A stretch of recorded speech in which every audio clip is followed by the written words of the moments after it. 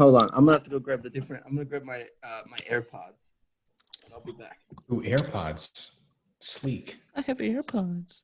Ooh, I have AirPods. I'm a better person than you because I have AirPods. I'm Jansen. I'm Sky. And I'm Sean.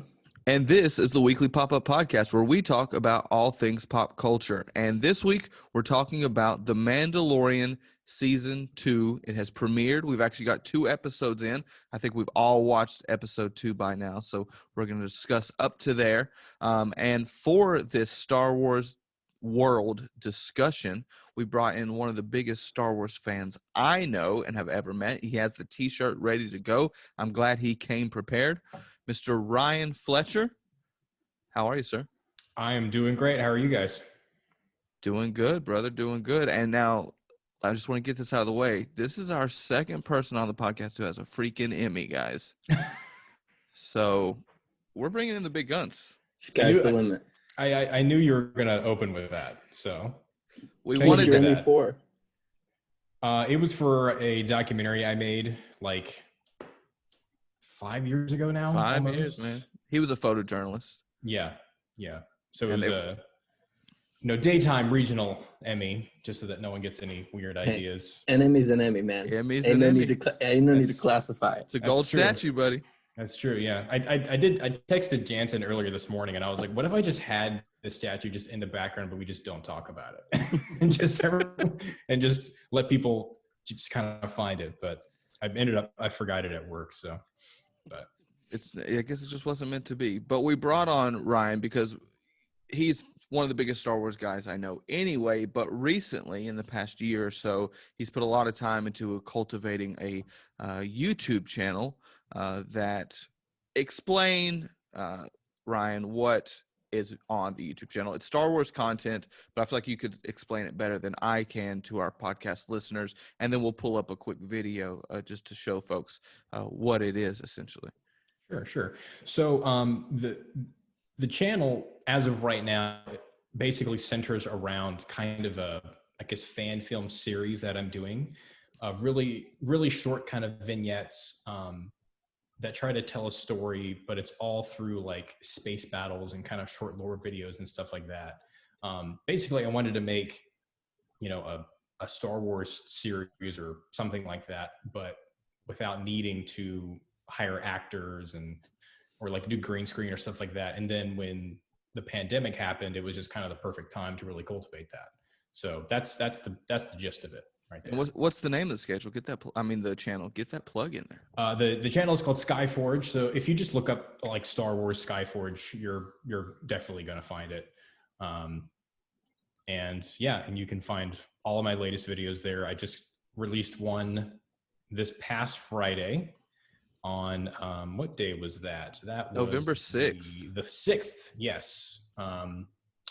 Which was a pretty big one for me. It's called Escalation, which is like the story itself is kind of escalating, but also in a way I feel like my skills have kind of escalated a lot since our previous film. Double meaning there. Look at that. Yeah.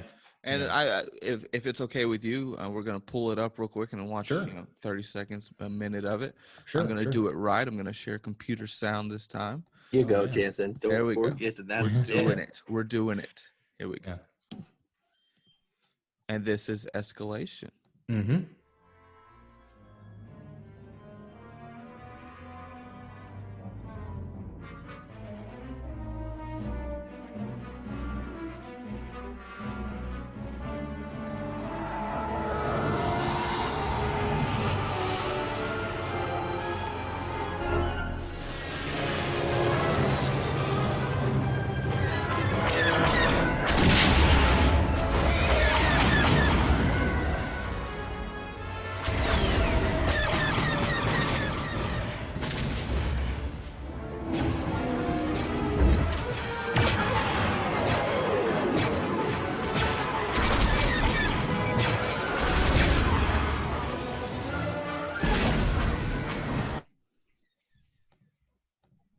What an abrupt stop. I'm sorry. I didn't want to give it all away. Okay. I want them to fine. go to the channel to watch for the viewers who are listening, I'm sure when I edit this podcast, I'm gonna have to. In my headphones, is real loud. It was fine fine for for me. Yeah. Good. But as you can see, as Ryan described, it's some epic space battles that honestly look like they could be straight out of the movies.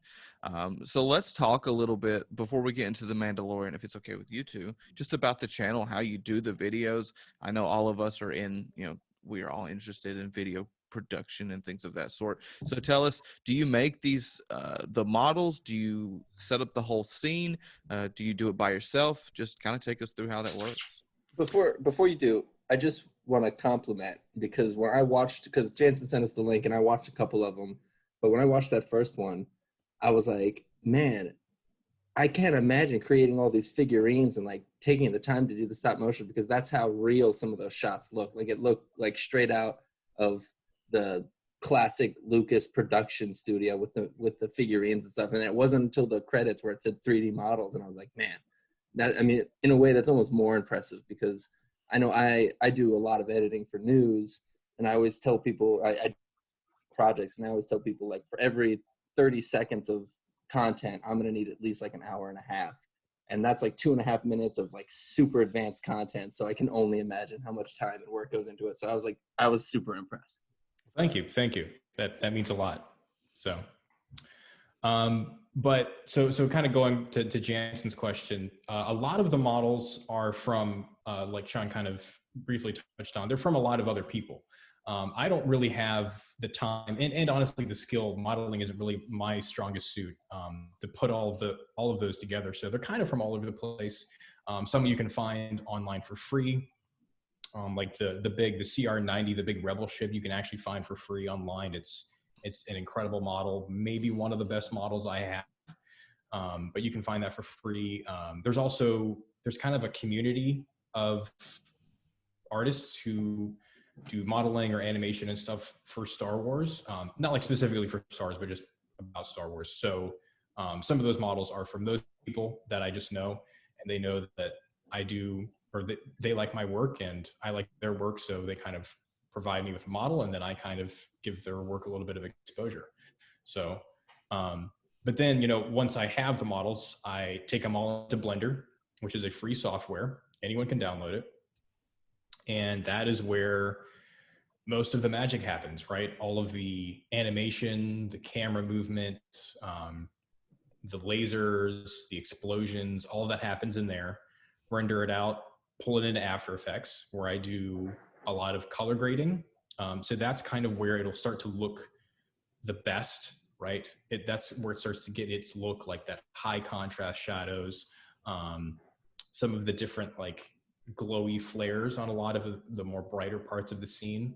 And then also like muzzle flares and stuff I'll add in there. And then it goes into Premiere for just assembly and then sound design and music. And it seems kind of simple when I say it that way, but it's a pretty long process. So. As people who know these softwares, I've done like 8 things in After Effects, and every time, I mean, it takes hours to do, not even 30 seconds. I mean, like 10 seconds in After Effects will take a full day sometimes, depending, especially if it's something as intricate as that. So again, more props to you. Do you kind of storyboard it out? Because, to someone who's not paying attention, like, okay, you've got some ships coming in, you've got some fighting going on, but how do you come up with that, like you said, the kind of story of it? So I guess I start by just writing down an outline. Sometimes it's just as simple as just saying, it's not really written in like a script format, mostly because I know pretty much no one else is going to read it but me. So it's not in like that, typical script format, but it's just kind of like, okay, what ships are involved on either side of the battle? And then kind of just listing out what happens in each one. And so that's when I kind of start to visualize it. I can't draw for crap. So I'm just kind of writing out what happens. Then I just have it all in my head. And then once I do that, I can kind of start breaking things up into different shots. So each action beat I call a sequence, right? So trying to think of what's like what you just saw in the video. There's a sequence where, an X-Wing flies at an Imperial ship. It hits it a couple times. It flies past. Another one gets hit. It spins out of control and it explodes.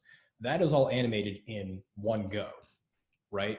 And then within that sequence, I'll break that up into different shots. So, and then I'll write those out. Typically, it'll be like shot is this, or we follow this ship as it goes through here, and then I can actually edit that inside of Blender, so that way when I render it all, which is probably the longest process of it all, I'm not rendering out unnecessary frames. It's all kind of edited in that way. So that You're way when I'm picking bringing your in the shots After in Effects- there.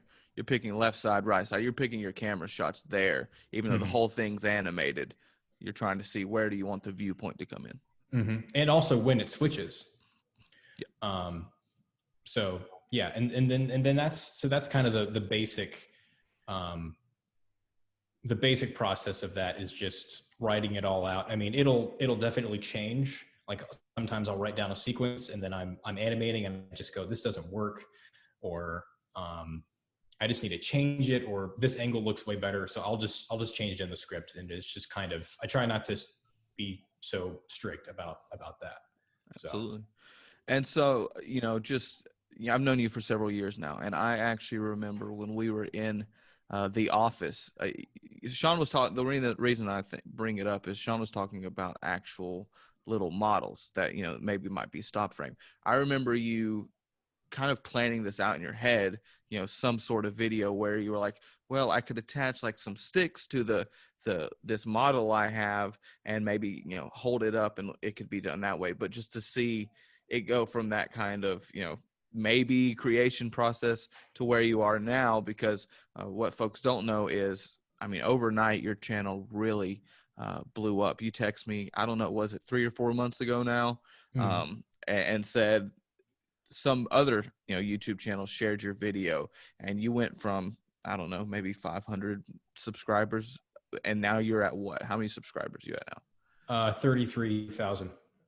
Pretty. And you text me and it was like, I'm at 10,000, and I went and looked and you were at like 14,000. I was like, this is wild. So to see it go from that to where you are now, it's just really cool. And again, it's worth it, because watching it, that could be, if you have a plot around it that, like you said, with actors and stuff, that could be on the big screen. Yeah. So. I have a question about that. What was the name of that initial software, the free software that you downloaded? Blender. How long have you had that software, like before you started this, just kind of messing around? Because I'm just out of experience.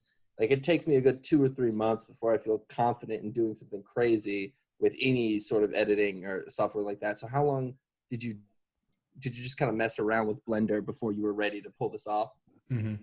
Well, I had kind of dabbled in Blender all the way back in high school. It was a much simpler program back then. It wasn't nearly as good as it is now. And just kind of messing around and trying to do some very basic stuff, but it was kind of over my head at that point. But then when I started to get back more into 3D stuff, this was maybe 3 years ago. And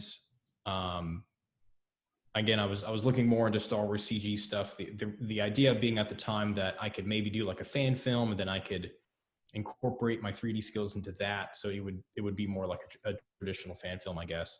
And so I was using Blender more or less to pull in models and check the textures and maybe do some light modeling before I would take them into Element 3D, which is an old After Effects plugin, which is where I first started to animate.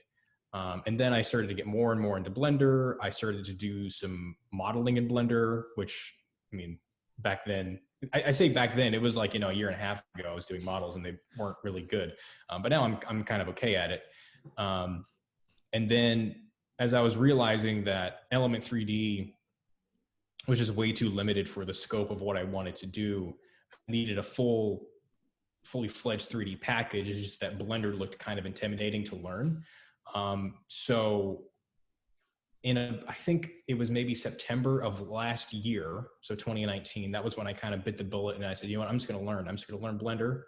And I did one weekend where I just looked up a bunch of stuff. I animated out a couple of shots, and it's just been going from there. So best way to do it is to try, I guess. Yeah. You eventually just have to go, I'm just going to buckle down and do this. And, the first couple of things you do are gonna suck. Like I even look back at, my very first film I released apparently 6 months ago now. And I look at it and I go, that's not as good. Like I could have done that way better just in terms of everything and animation and rendering and color grading and all that. But now I look at Escalation, the newest one, and I look at that and I go, I like that. That looks pretty good, I think. I think I've definitely improved. But, I might even look at that in a year from now and go, oh my gosh, like, I'm way better even now than I was back then. That's what Sky says about our podcast too. He says he looks back and he says that was not good, and then really he texts me. Even we'll release on Friday, on Saturday he'll be like, that wasn't good either, and we just come back, and keep trying to do exactly. better. You have to just keep going with it, because something that I've realized about myself, especially in the past couple of months, that I really like is I like seeing improvement in myself. Whether that's physically, whether that's in a skill or something like that, to be able to look back and go, wow, look at where I was and now look at where I am. It's encouraging, and it makes you desperately want to keep going. So it's very motivating once you kind of get that first breakthrough, but you have to just buckle down and do it. Well, you look great. So. Oh, thanks. More question for me, and then we can, if Sky has any questions. In news, we have deadlines. So I find myself like right before a deadline, I'm tweaking everything I can. Like I'm trying to make things look better and better up until like the last moment where I know I can't. And even then, like afterwards, I'm like, I could have done this, I could have done that. So when you're making your own deadlines, like when do you know, like I gotta stop? Like if I could do this forever, I could keep twiddling on this one thing, but I gotta put it out there. Like when is that click for you? When are you ready to put things out there? That is a very, very good question. That's something I think about all the time, because I came from news. It's been about 3 years now, but that was what I did right out of college. And so I was, all I knew was deadlines. And so coming into this though was a little bit differently, because there is that temptation to want to go back and tweak things. The problem is that you can really get stuck in a cycle. And you're just tweaking things endlessly until you're just like, oh my gosh, like you'll just be on like a hamster wheel forever. I think that what I do is I just kind of give myself a more arbitrary deadline. Like originally I wanted this to come out on the 30th, which would have been the same day as like the Mando premiere. So, kind of riding that Star Wars wave a little bit. But then I was getting up close to that, and I realized I would have had to have really rush it. And at this point, I know I wouldn't have finished it at that point. So I said, I'll just push it back a week. But I still gave myself that deadline because, like you said, once you release something, you go, I could have done this better. I could have done that better. Even as I was putting it together, I was seeing things where I was like, I probably could have done that better, but I don't have the time now. I do have the time. It's that balance of, we got to work on another video now. Yeah. There's another project. Yeah. Another project. And I think that's the best way to learn, is to just get it out there. Even if you're not 100% satisfied with it, you'll probably never be 100% satisfied with anything you do. But if you can find for yourself the point where you go, this is good, I like where this is, there are some things I can change, but I can do that for the next one. So usually I have this kind of tradition now where even before I finish a video, I've already got a list of things I want to improve for the next one, which makes me excited to do the next one. So I'm not trying to, make what I have right now perfect. I'm trying to get this done, because you never want to get to a point where you're sick of it. And I feel like that can happen too, where you go, I just want to get this thing out there, right. Which has happened sometimes. Not often. I feel like I'm almost bumping up against that, where I'm like, I just got to get this out here because of whatever. I just want to move on to the next thing. But again, it encourages you, and it encourages iteration. And I think that's one of the best ways you can learn and just get better, is just by just making sure you finish something, but keep going. So, yeah. Sky. Yeah, that was cool. I feel like I'm just gonna be repeating, but yeah, it was really well done. I can't imagine how much time it took to do that. And but yeah, no, I mean, I thought it was awesome, really, really awesome. Well, Ryan, if you ever need Thank a fledged out story, I know a screenwriter, Oh. and then I Who is that? Because I don't know anymore. and then I don't know, but two other guys I know do some pretty good voice acting. I was in a screenwriter's short film, and he texted me and said it was pretty great. So I'm just saying, Right? just Right? saying. I'll keep you in mind. I appreciate Keep it. you I in mind. appreciate it. Sean too. You know, he's Yeah, got we could be the squadron that dies. We do some great death yells. Yeah. Yes. Yeah. Well, I Want to did go that down in for a blaze of glory. Yeah. yeah, for Flight of the Valiant, I did a quick voice where I like died immediately. So Oh my it was just something I needed real quick, and I was like, I'll just do this. But who So- wants to talk? Well, Clearly not Jansen. not me. Who wants to talk Mandalorian though? That's what the people are here for, right? Scott, The you wanna talk- mandolin, the mandolin, the Mongolian. the Mongolian, the mandatory Mandalorian. Oh Yeah. my gosh, I think we have a puppy. Earlier we had a baby, and Oh now my we have a gosh. puppy. Yeah, he was pulling some laundry that my wife was trying to fold, and she went upstairs to put some others away. So I had to Oh. grab them until she. Now we're gonna get thousands of views. Yeah. Look at him smiling. What's the puppy's name? Gosh. Zed. Okay. Zed. Z for Zed. short. My son named him. That's a Like, great name, actually. Zed from Pulp Fiction. Yes, Pulp Fiction, my son's favorite movie. No, there's this Disney Channel movie called Zombies, and now Zombies 2, and it takes place in this town where zombies are like second-class citizens, and one zombie Zed is like trying to change things in his high school. It's it's as good as a Disney Channel movie gets. It's like High School Musical, but with zombies. It sounds Okay. like a class warfare Disney Oh, yeah, Channel It is. movie. Of course. It is. It's what it is. funny enough, in the second movie, there's an election going on, and Oh my I joked with my wife that one of Zed is running for president of the school, and the other guy is like a super egotistical, like self-centered person. And I was like, so 2020. There's this pretty much dead guy running against an egotistical guy, and that's our election even in a vote for. nutshell. That's right. That's right. All right. Mandalorian. Mandalorian. Yes. 2 episodes in. Ryan, our guest, why don't you give us your thoughts? How you feeling over there? You're the Star Wars guy. Is it holding up to your expectations? You hate it? You love it? What you thinking right now? Well, I guess first, spoiler alert for the whole thing, right? Yeah, Because fair. we're just gonna freely talk about it. Freely talk about it. I think it's been great so far. I mean, the first episode especially, like I thought it was a pretty great opening. I think it's a little weird that we went back to Tatooine again. It does make sense for this context especially, but something that I've noticed is that like we keep going back to this planet that's supposed to be Barren just this wasteland. dust ball in the middle of nowhere. Like it's where you'd hide, the son of a evil dictator.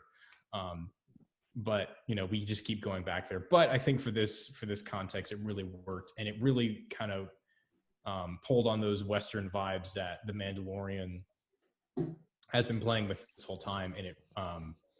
I thought it was great. I mean, there were some rumors before about certain castings and who was going to show up and stuff like that. So it was kind of nice that one of those big rumors that this certain character, Cod Vance, would show up is just in the first episode. I'm like, oh, cool. It's not something that we'll have to wait to see. It just happens in the first episode. Mm-hmm.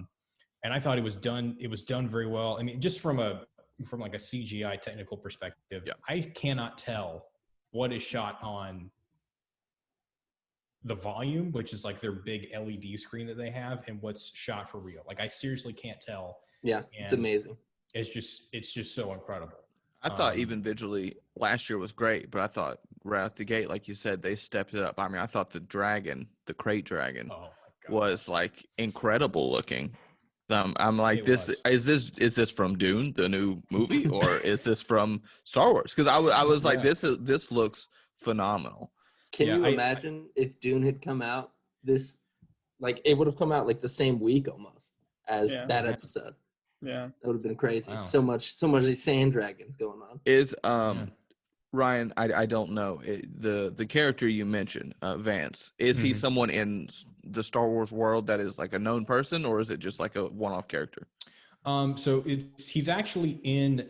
It's funny. I haven't read these books, but I just know about the character. He's in these novels called it's the Aftermath series. It's like a trilogy that takes place right after Return of the Jedi, and it's kind of from what I know, it's kind of what happened in that flashback when he tells about right after the Empire, or at least right after Endor, the mining guild came in and they just wrecked everything, and then he went out and bought this mysterious set of Mandalorian armor, comes back, it becomes like the sheriff of this small town. It's basically what happens in the books. Yeah. So it was kind of cool to, again, I hadn't read the books myself, but it was just kind of cool to see a character that is part of the new canon in books make that jump to live action. And I think it's one of the few times it's really happened, even in previous films. Mm-hmm. So, yeah. Sky, how you feeling about those first 2 episodes? Entertaining. I thought they were very entertaining, and if I pretty much anything the Mandalorian does, I think it's going to be better for me than Rogue One. So I think, but I hated Rogue One. So I think if like that, for me that it's all working right now. But I tell you though, I am a little disappointed with the format that they're going with, because it does feel very much like I can tell that it's serialized. That we're following this through line story, but I it still feels very much like a case of the week kind of deal. Like monster of the week kind of deal. Yeah, Wait, and I Almost was literally really in this case, because there's 2 different monsters in 2 different episodes. right, and I was really hoping that they would drop some really big high stakes within the first episode and really keep that going throughout the whole season. But they didn't. But that's okay. I'm still on board, still enjoying it. But it would have been nice, I think, if they would have really set up this big story arc for this season. I think I've told you guys that's been my kind of thing from the beginning. It's not a huge knock. It's just a choice that they've made. But in these days where I expect 8 episodes probably, like last season, it's not like we're doing the 23 episodes and it's on network, so you have to fill, We're 20% done with this. we're 20% done, and Yeah. nothing has actually like revolving around the child or the Mandalorian. Nothing's happened.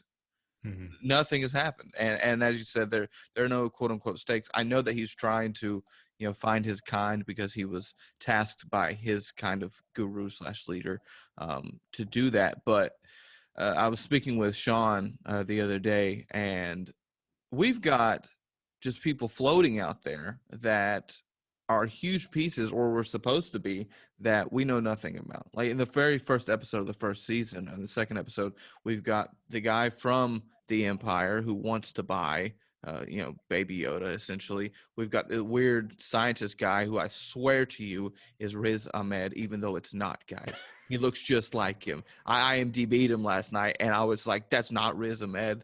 And his photo, even I told Sean, I said, even with the photo, I'm like, I'm pretty sure that's just stolen from his thing. But we've got the scientist guy out there. We've got Carl Weathers somewhere out there just floating around. We've got Giancarlo Esposito with his cool sword. Where's he? Darksaber. You got to So, think like, too, though. We're filming during a pandemic, and a lot of these actors, they may not be able to come because they might be isolated to where they are. They're locked. Production is going to be weird right now, and I'm sure that they filmed this probably a little bit before the pandemic, but I'm pretty sure that a lot of the story is going to I be think over the they actually pandemic. finished a couple days before. So Before? so they were all done. They were shooting the second season, like even before the first season like started to air. Wow. So they already knew they had a kind of a hit on their hands, and they were already filming. So And I think I read it was like 4 days before the outbreak got huge was when they actually finished. I'm So. sure these folks will come back around kind of like they did last season, where we saw them like the first 2 episodes, and then the monster of the week kind of format brought a character in every now and then, and they all kind of came back at the last 2 episodes, which is nice. But let's sprinkle it in a little bit, like just show me a scene or two with like Giancarlo just like roaming the galaxy looking for them. Or again, we still don't even know what the Doctor really wanted with him. I mean, obviously he's super cool and he's as cute as can be, even though he's kind of, There's a lot of theories out there. committing genocide, just casually, but whatever. Mhm. I'll leave that to the. Is it too naive to think that they're trolling everybody in these first two episodes because they literally were monsters of the week? Like, I don't know. Maybe it's because the whole plot of the second one was if he gets her to this planet, there are Mandalorians in or around that area. But I mean, I have to think that they're certainly aware of the criticism of like, this is so episodic, like it doesn't seem to be going anywhere, and it feels very monster of the week. And then to literally have two different monsters, like two drastically different monsters in the first two episodes, like I just feel like they're kind of either they're like so aware that they're like, we don't care and this is what we're doing, like, so you're going to accept it. Here are two giant creatures.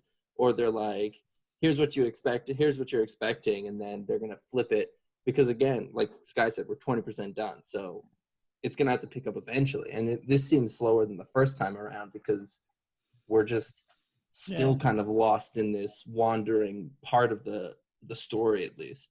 But I'm with Sky where, yes, I would love it to be more of a, quote unquote linear kind of story, but I look forward to watching it every week. Like I'm always saying, okay, I'm ready to watch because it is very entertaining. The characters are very captivating, and obviously not, knowing enough about the Star Wars universe, but not nearly as much as out there. It's cool to see all the different creatures or all the different people and all the different planets, environments, things of that nature, so that either way, even if we are just meandering, we're still building out that world, that universe, which is very cool to see. Well, you touched on it too, but I mean the production value. I mean I wasn't expecting any less from Disney and Star Wars itself, but and I don't want to not talk about Star Wars anymore or anything like that. I want to keep going, but I also want to point out that if we can expect this production quality from The Mandalorian, I'm going to be expecting it from like WandaVision and all these Marvel shows that's coming out. If I can get that with that, oh my God, we're going to have some great television. Absolutely. Yep. Premium television. So at the end of the first episode, there you see a character who, it's the actor who played Jango Fett in the Clone Wars movie. I think it's pretty. I mean, he also, I guess, played all the clones in the Clone Wars movies and Revenge of the Sith. I think there are two thoughts out there. Like, one, that's Boba Fett, because Boba Fett is in turn a clone of Jango, or it's one of the clone troopers who defected, because we're also expecting, I don't know if you guys have ever seen the Clone Wars show, but we're also expecting Ahsoka Tano, I think is how you say it. Ahsoka Tano. Yeah, Tano. And she apparently broke off with a couple of like good clone troopers. So do you guys have any thoughts on that one? Do you lean one way or the other as to who that mysterious character, who I think we've seen twice now, even though we didn't see his face the first time around, in that first time on Tatooine back in season 1? Oh, did we see him then? Yeah, I mean, the guy with the same like weapon, check the dead. Remember the bounty hunter who goes with Mando and he ends up killing Mando, or Mando ends up killing him and leaving him? That's right. That same like body type like investigates the body out in the dunes. So. Ryan, which Star Wars animated series should I watch first? Clone Wars. Okay, thanks. Yeah. Now you can continue with Sean's question. Okay. I mean, I think it's definitely Boba Fett, 100%. I mean, he's on Tatooine. He looks like he's been kind of in the wilderness for a while. He's got no hair or eyebrows, which means that he has either gone through a fire or gone through some sort of acidic thing like stomach acid, maybe. So I think that's definitely him. He somehow got out of the Sarlacc and Jawa's got a hold of his armor, and he's just been kind of wandering around in the desert for I don't know, 5 years or so since Return of the Jedi. And now he sees that someone else has taken his armor, and he might be like, all right, well, time for me to go get that. So, I mean, we'll probably see him again. And there is also a chance that the actor, will also play Captain Rex. That's been a big rumor. He was with Ahsoka Tano at the end of Rebels, and he's apparently still around. He's like a much older clone trooper. So, but yeah, I think definitely the character at the end of the first episode is definitely meant to be Boba Fett, just because of, again, it's the same actor who played Django, so he's a You could clone cast of anyone. Django. You could cast anyone in the world. Mhm. Yeah, and you cast that guy. Mhm. There's a reason. Yeah. Oh, Yeah. I question whether or not. It's I too mean, I easy. don't know. It seems like it matters, right? But does it really matter, or are they just being like, "Look, Boba Fett's alive. Now we'll move on for the rest of the show"? Like, Yeah, I don't know. It that's- seems like it matters. It certainly looked important by the way they shot it and the reveal, and like, why do that just to be like, "Oh, he's alive"? Mm-hmm. It's certainly a concern of the second season as a whole, because there have been a lot of casting rumors of characters that we've seen before. And for people like myself who really like the first season of Mandalorian, like, there are no pre-established characters in that first season. It is all new people, and they're all people that we love. You know, whether it's the child, whether it's Mando, whether it's Moff Gideon, or it's Cara Dune, or anyone like that. And the concern is that season 2 is just going to become like Star Wars, the cameo show, where it's Fan like, service, essentially. yeah, where it's Boba Fett, it's Ahsoka Tano, it's Captain Rex, it's Sabine Wren, it's yada yada yada. I mean, especially since Dave Filoni is involved and he's been behind a lot of those characters, especially like Ahsoka and Sabine and Rex. That being said, I think that, you know, I mean, I have faith in John Favreau and Dave Filoni. I don't think that they'll overdo it. I think that, you know, these characters will play an important role, and the Mandalorian will interact with these characters, and he'll, you know, they'll be a big part of his story. But I don't think that they'll take over his show, so to speak. Now, is it kind of fan service for the sake of fan service? With the Boba Fett thing, maybe, because I mean, I might catch some flack for this, but I think he's kind of one of the most overrated characters in Star Wars. Yeah, I agree. He does literally nothing, and then he falls into a pit. And then, but then everyone's like, "Oh my gosh, he's the coolest character ever," because he has like cool armor. Which, yeah, sure, it's cool armor, but he didn't do anything. Yeah. In fact, he just fails over and over again, and then dies. Yeah, he gets hit. I put quotation marks. Yeah, he dies. That's always been a thing, that he always survived or whatever. But I mean, with Ahsoka and then Sabine and the characters surrounding that makes more sense, because as far as we know, there are only like 2 Jedi out in the galaxy right now. There's Ahsoka Tano, there's Luke Skywalker. And if the Mando's whole quest or mission now is to bring the child to Jedi, it makes sense that we'd see them. I think if it's for a reason, then it's fine. If you said, if it's just cameo after cameo, it can get well. And that's but really, it would be cameo after cameo to people who've seen all, who know all the canon. It wouldn't be cameo after cameo to a regular person who just like stumbled upon the Mandalorian, really likes it, and maybe doesn't know much about the Star Wars universe. Because I think the Mandalorian was able to pull in a lot of people who previously didn't get into the Star Wars universe. So to them, it would just be another, person, another character. They might do some research afterwards and find out who it is, but I don't think it would be as detrimental, because the audience is so dedicated, most of them, I guess, would be my thought. Yeah, I mean, it's kind of how I felt about the whole episode on Tatooine in the first season, because they were like doing almost shot for shot the same shots from A New Hope, and to me it just felt like, oh good, oh hey, it's Tatooine, hey guys, you remember Tatooine, hey guys, do you remember Star Wars? It like that to me felt like it kind of teetered on that line of like fan service for the sake of fan service, because we could have gone to literally any planet for that story, and it probably would have been the same as far as I know. I mean, it might still come back in some way later this season, but at the time I just remember being like, really, this place again, like I think they're trying to give you a reference point, it's like you said, it's just trying to, hey, do you remember? Do you? I don't know that you do. This. No, you remember A lot of this? stuff happened here. I don't know. I remember the cantina. Yeah, I remember that. I remember the seat where Han shot the. Yep, I remember. I've seen Star Wars. I've seen it. You don't have to remind me of Star Wars. So, What did you guys think about the giant ice spider? Scary, bro. yeah, I don't like spiders. So. Me neither. Don't like Freak me spiders. out. I was Good CGI again, though. great CGI. Yeah. When me and Jansen were talking, I talked about how my biggest complaint for the first season was that it basically the same thing they've been saying, but I just said it felt like a video game, right? Like we're doing all these side quests, we keep meandering out of the path of the main, and then we finally got there kind of at the end.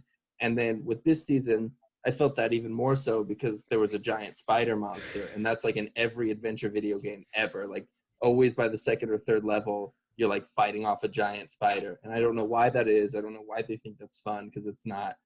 I just wish it would stop. I wish that's a trope that would end. But I thought that they did a good job. But the more terrifying thing was the child mercilessly eating children after being told repeatedly, this is the last of this woman's bloodline, and you were just popping Sucking them them in away. like they're Doritos, buddy. Like deviled eggs. Or like I boiled didn't whatever. think it would be so controversial, but people are really mad about that. It's I didn't, all I didn't could think think much of. of it at the It's time. all I could think about. I mean, I'm I like, guess it's bro, because stop. I'm not a dad, so I just don't get it. But I remember just being like, oh, that's pretty. I mean, I did think it was like The first time was fine. The first, like, it was like too many times. Like the last time when he's just like sitting in the Mando's lap and just eats one, I'm like, okay, you're gonna eat all of them at this point. Like, did the frog lady not notice? The You don't first think she time, keeps count? the first time's a funny gag. Yeah, All right. Like, yeah. oh, you should have done that. You should By have like done the that. fourth time, after he's explained, she has literally begged and said, we've got to get these eggs because if they He die, hacked a droid. everything I've done is for naught. And this is the last of my bloodline. And he's still just like, I'm okay. just gonna. And then he like eats the spider. He's just a hungry little boy. He is hungry. He's Yeah, just eating. is Mando feeding him at all? Like you got to beg the question. Like why he's going to such extremes to eat I don't know. unborn? I Child think you see Protective him, like, Services. I just watched it the other day. I think you see him holding like a little tin or something that has food in it. Oh yeah, that's right. But maybe that species has like a higher calorie count or something that they need to Right. meet. I don't know. Those X-Wings are going to call CPS. They're going to phone in CPS and be like, get this kid out of here. Yeah. Right. Yeah. I don't know. Where do you guys think that this is going? Like, are we gonna get? We're going to get 8 more monsters of the weeks. What are you talking about? 6 more now. We're going to see the more, yeah. Scorpion King in the next episode. Oh, boy. Ryan, as someone who knows a lot, do we know anything about Yoda's culture, where they come from, anything like that? No, we don't. We really only know of, as far as like canon goes, really just in the films, we really only saw one other member of Yoda's species. I mean, that's we don't even know the name of the species. That's how mysterious it is. It's just called Yoda's species. In the Phantom Menace, we see one other one on the Jedi Council. I don't think she talks. It is a girl, a female, and but that's it. We don't see anything else. And That's such a great plot point. That makes it so great because there is so much lore out there to choose one of the coolest characters, the most beloved characters, and be like, we don't know anything about it, so this is what we're going with. Mm-hmm.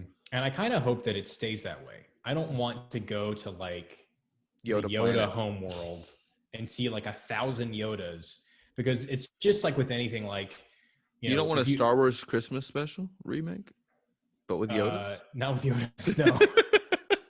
Instead of Chewbacca's, let's get some Yodas. If the Yodas can talk, I'll take that over just growling at each other for 30 minutes or 2 hours. I have watched that the full original thing, and it's crazy.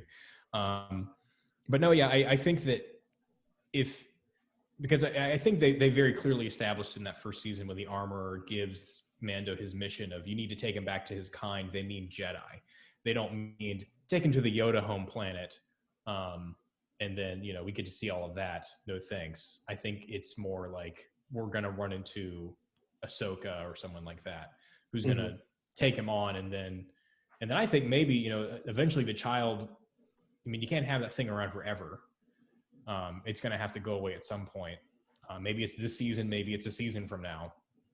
I think he's even cuter this season.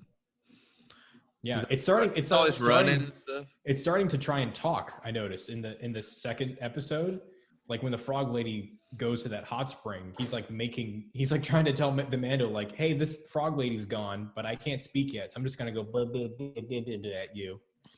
So, do we think all of Yoda's species are just like inherently Jedi? I don't know. I think they make that point, right? Like that they're super force sensitive. Like they're one of the most force sensitive. They may not make it in that. Maybe I've read that somewhere, but I think there is that point out there that whatever species they are, they seem to be like super entwined with. We've seen three of them, and they're all three super powerful. Yeah. If you're on the council, I have to imagine you're pretty strong. Yeah. I think it's possible, but I think it's also possible that it was really just a narrative device to kind of clue you in at the beginning. Because if it was just a human baby, or if it was like a Rhodian or Ithorian or whatever kind of baby, we'd be like, oh, whatever. But since it's a Yoda baby, it's a baby of Yoda species, we're like, oh, this is interesting. I've never seen this before. This is a little bit more mysterious. And then when it starts to use the Force, it kind of deepens that mystery a little bit. So it's not just like any other baby. It kind of clues you in a little bit that it's special. Now, whether or not the whole species is like that, it's possible, but I don't think it's been confirmed or anything like that. So I don't think it is a species. I think it's a species, but I don't think there's multiple ones. I think what if Yoda died and then a rebirth happened? Like there's always one. You're saying there's always one out there. Exactly. Because the thing is Ryan said it is like 5 years after, Return of the Jedi. So Yoda died presumably like 7 years before this event. So it's 5. He dies in Return of the Jedi. Oh yeah, he does die in Return of the Jedi. Mm-hmm. So maybe this is a child version of the Yoda that we saw. I don't know. I just don't think that there's a planet of these types of characters. Yeah, because they'd be messing people up left and right, bro. Yeah, it would be just them. They would be the only Jedi. Like, why would you need anyone else? Right. The thing is, though, this child is 50 years old. Has it? As they say that in the when Werner Herzog is giving Mando the assignment, he's like, this target's 50. That's why it's such a weird surprise at the end of that first episode. Like, it's just a kid, and IG-11 goes species age differently, which is kind of a joke at Yoda being 900 years old. It's like, oh, that's just normal for his species. So that's right. So he's a little bit older, and coincidentally, if the math is exact, he was born in the same year that Anakin was.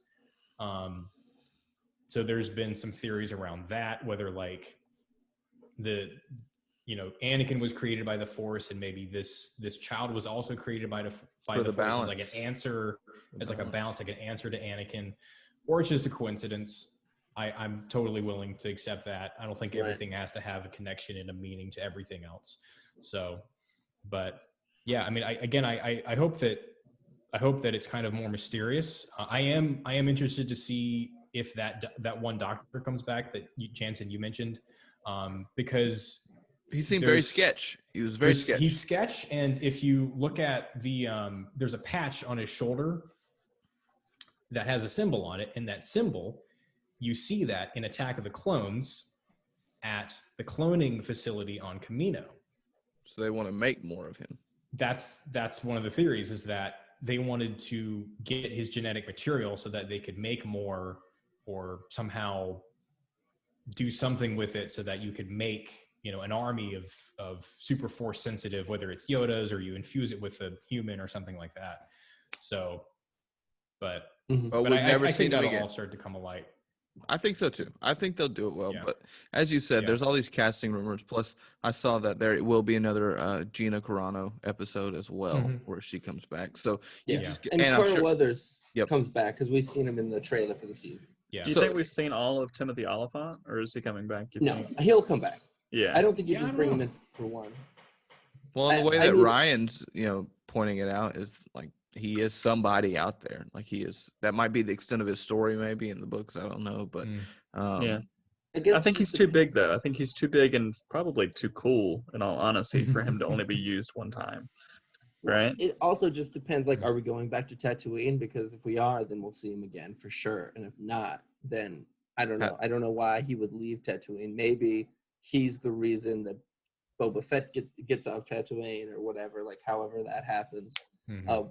I do want to talk about how good the Mandalorian is for just like the Star Wars universe in general, because I think after the sequel series, and all the stuff they tried to do with like Rogue One and the Han Solo movie, like it was starting to become a little bit. both like, those they were had fine. Both those they were had- fine. whether you liked them or not, like their idea was, we're gonna buy these movies up and we're gonna release a Star Wars thing every year until the end of time, like just cashing in on the toys and the money. And then like Rogue One was like critically well received ish, but not commercially great. And Han Solo was like kind of okay commercially, but not very good critically. And then of course you have the whole divisive Last Jedi, and then you have Rise of Skywalker. Like they just kind of, in a sense, crashed and burned on their big plan. And the Mando, I think, has been a nice break from lightsabers and force lightning and who's this person, and let's get back the originals and let's continue their story. It's been like a nice, it's just nice to be reminded that there is a world outside of the Skywalkers and like all this like empire stuff. Like there are billions of planets in a galaxy. Somehow we keep going back to Tatooine, but there are so many planets, so many stories, so many things going on. And like we don't need lightsabers for something to be cool. Like this space western, every week, like something cool happens. And it's fun to watch and it's entertaining. And I think the future of Star Wars is better with the Mandalorian kind of kickstarting this like next phase than it is if we were to do like a Star Wars 10 or Star Wars, you know what I mean? Yeah. Mhm. I think it's a Well, good call. Yeah, that we got rid of the Skywalker whole saga right now. Because, I mean, you're right. The opening credit crawl is in a galaxy far, far away. I'm like, what happens in this galaxy that's far, far away? Or this galaxy that's far, far away? You know? So, yeah, no, I agree.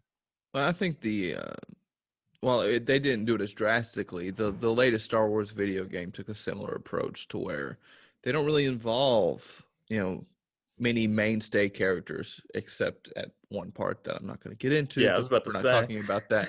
But Mhm. for the most part, most of it is just an unknown dude who's like, "Oh, cool, I'm a Jedi." Like, which is still nice to see because Jedi is what everyone wants to be. But when you have all those possibilities, there are other things going on. We've got great tech, we've got great ships.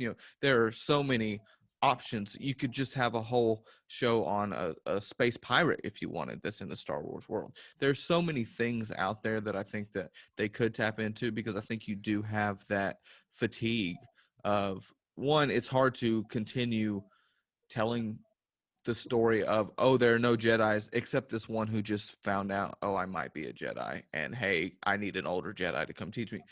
You can only do that so many times with the same generation. I mean, all of us have seen the Star Wars movies, but I mean, our parents were alive when the first ones came out. They're alive when these came out, so they're seeing within the same time span.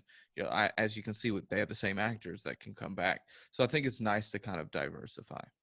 Yeah, it's hard to kind of rehash the hero's journey, but so many times.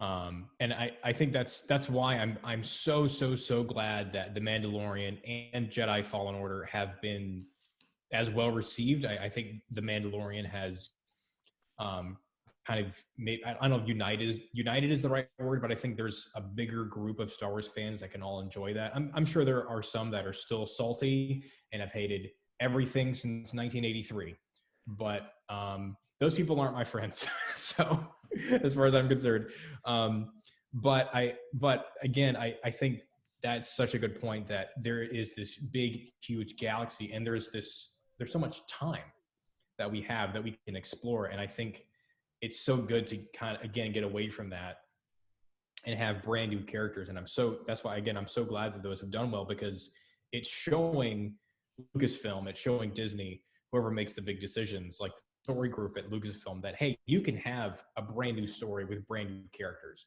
Don't listen to the fans who say that, oh, we want a Boba Fett show, we want a show about Luke Skywalker, we only want things that we've seen before. That we can, as a fandom, we can handle new things, right? We can handle new stories as long as you do them well, and you do them and they feel like Star Wars. People are going to still gravitate to that, and you're going to have brand new characters that people are going to love. So, and that's why I think I enjoyed Rogue One and Han Solo so much, is because it was just, it's in the same world. Obviously, you have the big names. Han Solo is obviously a staple, and Rogue One's going on during the biggest event in Star Wars. But it's not the hero's journey, as you said. You could even go back a few years and still have a Jedi, but maybe they're an anti-hero. They're similar to Mando. He's not. I mean, he's killing people out there. He's hanging dudes up by light poles and saying, "Hey, feed them to the wolves," yeah, whatever it is. So it's nice to see that it's not just young coming of age. I'm a hero, which there's nothing wrong with that, but we've done it twice now. Yeah, I would argue that Han Solo, though, is kind of like a coming of age kind of story for Han. But I really enjoyed that movie, though. I really enjoyed the Han Solo film. I hate no one saw it. Yeah. Will they make a second one? No, it didn't make enough money. That's the problem. But Daenerys it made like $13. But Daenerys is there, and she's like not good, and I wanted to see what happened with that. Yeah. Yeah, I think personally, I would love to go back like a long time ago, like way back when we weren't like on the brink of war with the Separatists or the Empire. There's no rebellion. Like it's just, and like those old Knights of the Old Republic games, like those were so fun to play because it's like, oh, Jedis are common. Like it's not super crazy that, it's not some ancient religion that people don't really understand. It's just a religion. Or just like, I don't know, anywhere where the Empire wasn't, or just like, I think that, I've enjoyed the Mando, but I'm tapped out on like the Empire and the Rebellion and the First Order. Like, just give me some new villains that aren't out to conquer the entire galaxy. Yeah, like, well, that's why I think the High Republic is going to be kind of cool. I think it's kind of an experiment for them. It's them going, okay, Knights of the Old Republic was people like those. Let's maybe try and do our own thing with our own style, which I really like. They aren't just making it. It's just Jedi, but from a long time ago. It's got this different feel to it.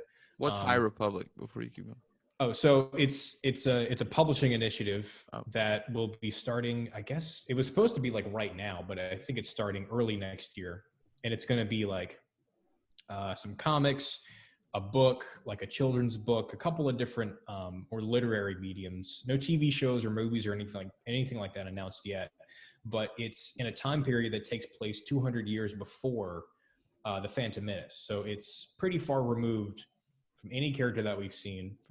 Although I think Yoda is going to be in it because I guess you got to have Yoda in it because he's all alive at this time and he's a Jedi and he was blah, blah, blah, blah, blah. But still, he's the only one you can have. That's Yoda's worth it. Yeah, he's the only one you can have. There's nobody else. They're not even born yet.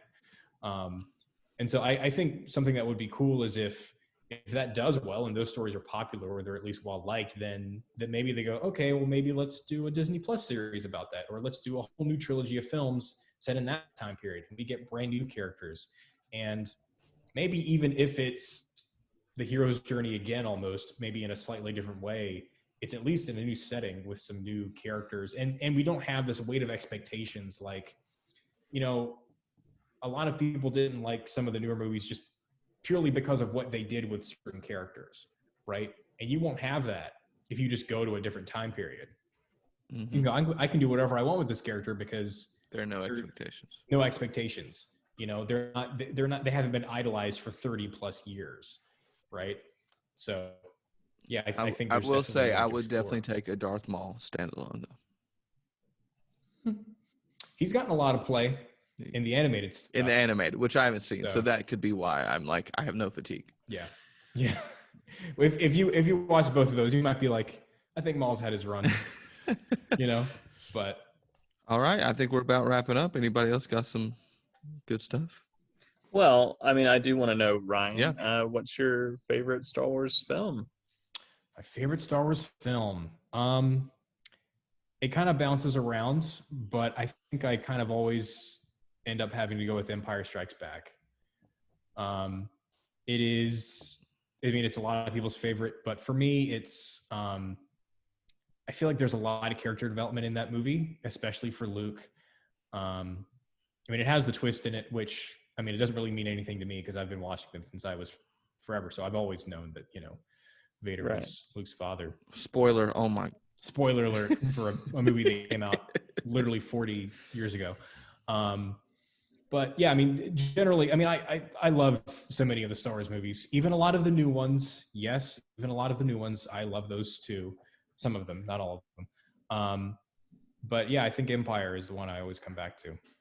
So, What do you think is the worst? oh man. I Sky don't know is if a I tough want to question. say. I mean, I've been thinking about this because I had a feeling I might be asked this. As of right now, and it's purely because I can look at the prequel trilogy with like nostalgia goggles, but I think I'll say my least favorite. I don't know about the worst Star Wars film because I don't know if I'm qualified enough to make that assessment. But for me, my least favorite Star Wars film is probably Rise of Skywalker. I felt like it was for me, it was such a letdown after a movie, The Last Jedi, which I'll probably get crap for this, but I really, really, really like Last Jedi. I like Ryan Last Johnson. Jedi Really too. like No, Last Jedi. I Ryan like Johnson killed it. Yeah. Like I the loved more it. I think about, I was thinking about it earlier today. Like the more I think about that movie and its themes, Yeah. the more I like that movie. And Yeah. then I think about Rise of Skywalker, and I'm like, oh gosh, you know. And it's a movie that didn't even have to do that much, right? It could have just Wrap it up, man. wrapped it up, just could have taken us home, wrap up a couple of story arcs. The First Order is defeated, yada yada. You know, good will always prevail because there are good people out there like Rey, and you know, carrying on the legacy of people like Luke Skywalker, blah blah blah. But it tried to be like a 3-course meal in one movie, and I don't know. It just felt so weird. I mean, I get that they had a much shorter period of time to turn it around. You know, there was the whole thing with Colin Trevorrow was doing it, but then he got kicked off, and then they hired J.J. Abrams again. Mhm. And then they hired Chris Terrio to write it too, which I don't get because he also wrote Batman v Superman and Justice League. So I don't know why you'd hire him to write your last movie in the saga. Yeah. I mean, he is an Oscar award-winning screenwriter, I guess. So Yeah. who am I to say that? But You're a Well, it's fan. important to You're know a fan. too that the script is going to change quite a bit when it gets into these, you know, industry higher up executives, you know, when they're going through it. But I agree, it's a questionable choice. But then again, the same guy that made Dark Phoenix, you know, he made X-Men Last Stand. Somehow they let him do it all over again. So They let him do it it's- twice. They let him do They it let him do the twice. same They let movie him kill the twice. franchise twice. I don't know what you're doing. Yeah, So go ahead, Sean. those are my two answers. The same answers Ryan had. I love Empire. I think it's like a top 4 sequel movie of all time. And I know that's like an arbitrary number, but I know it's higher than top 5. And personally may even be like my favorite sequel of all time. I love The Last Jedi, and The Rise of Skywalker just felt like, I mean, I don't know what they were thinking initially by splitting up the 3 movies and thinking that was going to work at all. Like, I get directors maybe, but like not even have the same writer on, just to have carry things through all the way. Like, that seemed like a super flawed idea looking back.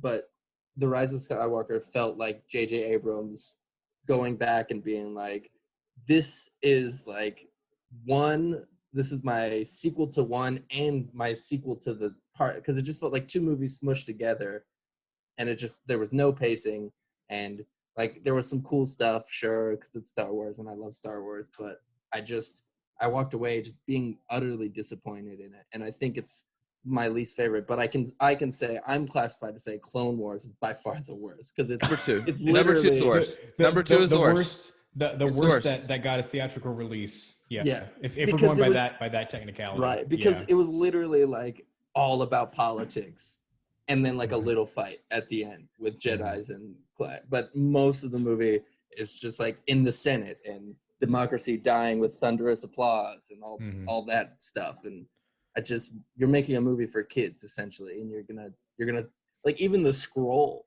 has like Mhm. stuff about like the world, the galaxy's politics are on the brink. And Yeah. it's like, Yeah, I you mean, guys I missed think the there boat. are, again, I'm sure we'll get crap for this, but I think there were definitely some missteps with the prequels, and I don't think it was just that there were politics included. I think you can totally have a political through line. I think the backstory of the prequels being that this evil Nazi wizard just takes over the galaxy, not by a conquering army, but by just Being a dude. running, but by like yeah, but by like running for chancellor, and he basically wins in the first movie. Like, he Mhm. becomes the president of the universe in the first movie, and then afterwards it's just about getting rid of everyone else so that he can have all power. I think that's brilliant. You know, you Yeah. don't see that kind of thing in a lot of movies. But yeah, I Episode think 2 that, is the worst, so that's fine. yeah. You guys should check out some fan edits that people have done of those movies. They make them, for me personally, they make them a lot more watchable, because I can put on those nostalgia goggles and go, oh, I liked these movies when I was a kid because I was 6 and I Right. didn't know what a good movie was. And because it cuts out a lot of the like bad stuff, I think, in them. So I think okay. I think Topher Grace from That 70s Show has like a legendary Mhm. supercut of all three movies. I don't think it's able to be found, but I've No. heard that it's like no, it's supremely well done. Yeah. The ones that I watch, I literally have them on like a flash drive in my TV. It's from a guy called Hal 9000, and they're still all three separate movies, but like anywhere from like 30 to 50 minutes are chopped off of each one. It's I like so that. much It's more great. brisk. Again, it's not perfect. You'll watch some parts and you're like, ugh. That's because they did a horrible job trying to sell that the most evil man in the universe is evil because of a woman that he's supposed to love that never made sense. That never worked. Like they never sold it to me. Like I never cared. And then you're like, this is the whole reason that these 6 other movies are made? Yeah, it's like Anakin's like, hey, Padme, I gotta admit to you, I literally killed an entire village of people. We're talking genocide. Yes. We're talking women and children. And like 2 hours later, like in universe, Padme's like, oh my gosh, you're so hot. Please kiss me. Yes. And it's like, and then they get married. And also And in I'm the like, first I one, he's don't- like 6, and she's like, "You're way too young." And then he's Yeah. like 16, and she's like, "Okay, maybe." Actually, what is the line? She says something like, I've been dying every day since you came into my life. I'm like, it's been like 2 days. Right. It's been 2 days, and you're all over this guy. I don't know, but Yeah. That was always the flaw for me, which is why I didn't like the episode 2 is my least favorite. I think they started a tad too young with Anakin. Like, he should have been absolutely. just like a 13-year-old would have been perfect. Like, Yeah, I think like everybody 16, hates 13 years old. Yeah. Yeah, like he didn't have to be like Luke Skywalker, but before he could have been someone different. And again, I think that you could have had a cool deviation in those two paths, because Luke leaves Tatooine because there's nothing for him there, right? His parent or his parental figures are burned to death horrifically, and So and it's horrifically. yeah, and it's a place he's wanted to get away from the whole time. He's like, I don't want to be here. I'm just a farm boy. I want to go out. I want to see the world. I want to, do fun stuff. But on the other hand, you have Anakin, who has his mother, who doesn't die in the first movie, and he has to willingly leave her to go, to this life of service or something like that. So I think, it can still be kind of a heartbreaking moment, but yeah, it's kind of muddled by the fact that he's just some 9-year-old kid who doesn't have a ton of agency. He doesn't feel like someone who's making his own decision. He's just Come like on, Mom. a guy with a beard is like, you should come with me and like learn how to move things with your mind. Okay. And he's like, dope. I'm gonna do that. I would Yeah, also they- say that. I mean, As a Would you not? 9-year-old, I would have definitely gotten in some bearded man fan if he was like, "I'll teach you how to be a Jedi," and I'll be like, "Oh, 1000%. sounds good to me." 1000%. all right. I think we're getting a Gotta little wrap it long up. on Yeah, time. we're getting Yeah, long. Yeah. let's wrap it up. Fletch, plug your channel one more time, buddy. Skyforge. Just search Star Wars Skyforge on the YouTube. Yeah, Perfect. Well, we really, really appreciate you taking the time coming on. Absolutely. We're excited. Thanks for letting us share your vid for sure. This will obviously come out on Friday, and we will send it to you. Feel free to share it with your thousands of subscribers. We don't have sure. thousands, so we'll No. take it. But we do have a We've got YouTube channel. tens. We do have a Tens of YouTube subscribers. channel. we will try to change that. That's right. So, We have a YouTube channel. You can find us. Just search Weekly Pop-Up. I think Sean's uploading some videos probably tomorrow from our last 2 episodes, so those will be great. We have, of course, you can find our podcast anywhere you find your podcasts. Apple, Spotify is kind of my 2 go-tos. We appreciate anyone listening. Absolutely. You can rate us. You can send us a review. You can also email us at weeklypopup@gmail.com. You can tweet us at weeklypopup. We're pretty much everywhere. Ryan, you can even find us on Facebook. We've got a Facebook now. So we're trying. We're putting it out there. But we really appreciate everyone listening, and we will see you next week.